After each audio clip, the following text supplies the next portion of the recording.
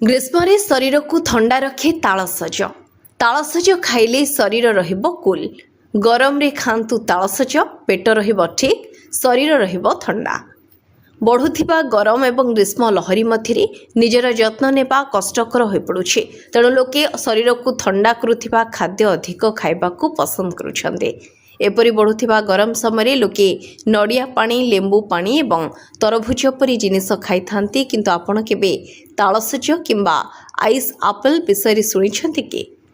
ଏହି ବରଫ ପରି ଫଳକୁ ଗ୍ରୀଷ୍ମ ଋତୁରେ ଶରୀର ପାଇଁ ଏକ ପ୍ରାକୃତିକ ଥଣ୍ଡାକାରୀ ଭାବେ ବିବେଚନା କରାଯାଏ। ଏହା କେବଳ ଶରୀରକୁ ଭିତରୁ ଥଣ୍ଡା ରଖେ ନାହିଁ, ବରଂ ଅନେକ ରୋଗକୁ ଦୂର କରିବାରେ ମଧ୍ୟ ସାହାଯ୍ୟ କରେ। ଆପଣ ଏହାକୁ ଆପଣଙ୍କ ଖାଦ୍ୟରେ ମଧ୍ୟ ସାମିଲ କରିପାରିବେ। ତାଳସଜ ଏକ ତାଳର ଫଳ, ଯାହାକୁ ହିନ୍ଦୀରେ ତାଡଗୋଲା ମଧ୍ୟ କୁହାଯାଏ। ଏଥିରେ ଅଧିକ ଜଳୀୟ ଅଂଶ ଥିବାରୁ ଏହା ଗ୍ରୀଷ୍ମ ଋତୁରେ ଡିହାଇଡ୍ରେସନକୁ ରୋକିବାରେ ସାହାଯ୍ୟ କରିଥାଏ। ଏହାର ଗଠନ ନଡ଼ିଆ କ୍ରିମ୍ ସହ ସମାନ।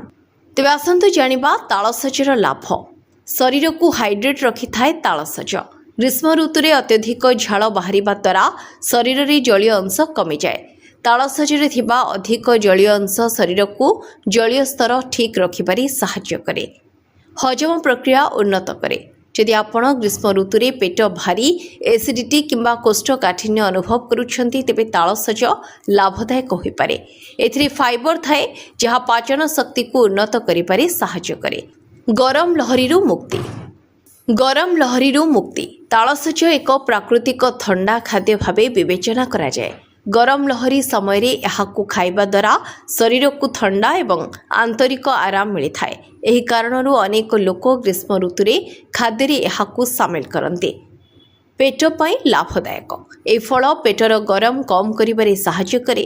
ଆପଣ ଏହାକୁ ପାନୀୟ ଭାବରେ କିମ୍ବା ଫଳ ଚାଟ୍ ଭାବେ ଖାଇପାରିବେ।